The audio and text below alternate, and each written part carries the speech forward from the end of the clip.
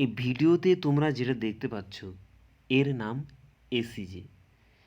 যারা রেল লাইনে চলাফেরা করো বা হয়তো কখনো করেছো তারা অবশ্যই হয়তো এই জিনিসটা দেখে থাকবে। এটা কেন লাগানো হয়, এর কাজ কী এবং কোথায় লাগানো হয় এবং কোন সাইজে কী মাপ, এই সমস্ত বৃত্তান্ত পুরো ডিটেলসে এই ভিডিওতে আমরা আলোচনা করব। তো চলো শুরু করা যাক। তো এই যে এসিজি অর্থাৎ সুইস এক্সপেনশন জয়েন্ট, এটা সাধারণত এলডব্লিউআর ট্র্যাকে লাগানো হয়। তো এলডব্লিউআর ট্র্যাকটা কি? আমাদের ইন্ডিয়ান রেলওয়েতে বিভিন্ন ধরনের ট্র্যাক হয়, রেল হয়। এসডব্লিউআর, সিডব্লিউআর, এলডব্লিউআর। এলডব্লিউআর মানে লং ওয়েল্ডেড রেল, যার মিনিমাম দৈর্ঘ্য 250 মিটার।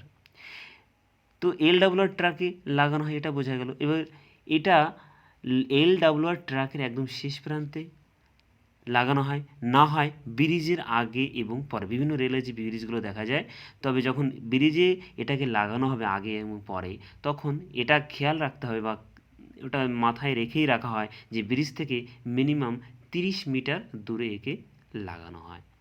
তো এটা কেন লাগানো হয়? আমরা গরমের দিনে বা দেখতে প্রচণ্ড হিটে রেলের প্রসারণ ঘটে, অর্থাৎ এটা রেল আয়তন বেড়ে যায়। আবার এই রেলই শীতের সময় কি হয়, অতএব প্রচণ্ড ঠান্ডাতে এর সংকোচন ঘটে। এই যে রেলের সংকোচন এবং প্রসারণ ঘটছে, এই সংকোচন এবং প্রসারণকে অ্যাডজাস্টমেন্ট করার জন্যই এই এসিজিকে লাগানো হয় এবং এটা হচ্ছে এর মেন কাজ। তো এটা যদি আমরা না লাগাতাম তাহলে কি হতো? তাহলে এই যে রেলের সংকোচন প্রসারণ ঘটার ফলে তো রেলে বিভিন্ন বাকলিং, অর্থাৎ বিভিন্ন বাকলিংয়ের ফলে বিভিন্ন দুর্ঘটনাও ঘটতে পারে। তো এই যে সাধারণত ইন্ডিয়ান রেলওয়েতে দু ধরনের এসিজি দেখতে পাওয়া যায়, এক অর্ডিনারি এসিজি আর মডিফাইড এসিজি। তো এটা তোমরা যেটা দেখতে পাচ্ছ এটা মডিফাইড এসিজির মধ্যে পড়ে। তো মডিফাইড এসিজির আবার বিভিন্ন ভাগ রয়েছে, এক সিঙ্গেল গ্যাপ এসিজি আর ডাবল গ্যাপ এসিজি। এই যে তোমরা এসিজিটা দেখতে পাচ্ছ এটা সিঙ্গেল গ্যাপ এসিজি, এখানে তোমরা দেখতে পাবে একটাই গ্যাপ দেখা যাচ্ছে। তো এই যে গ্যাপ এবং এর বিভিন্ন অংশ রয়েছে, এটার পুরো বৃত্তান্তটা এখন আমরা আলোচনা করব।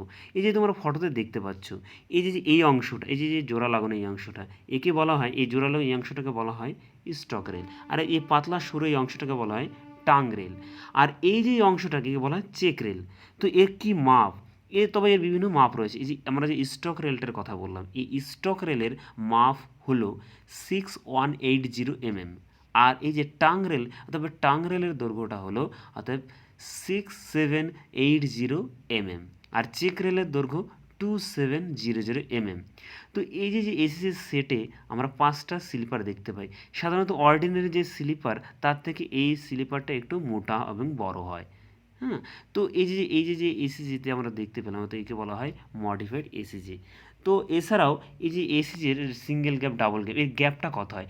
এই যে গ্যাপ আমরা দেখতে পাচ্ছি, এখানে যে গ্যাপটা তোমরা দেখতে পাচ্ছ, এটাকে অ্যাডজাস্টমেন্ট যে গ্যাপটা আছে তা হচ্ছে 80 mm থাকে এর অ্যাডজাস্টমেন্ট গ্যাপ।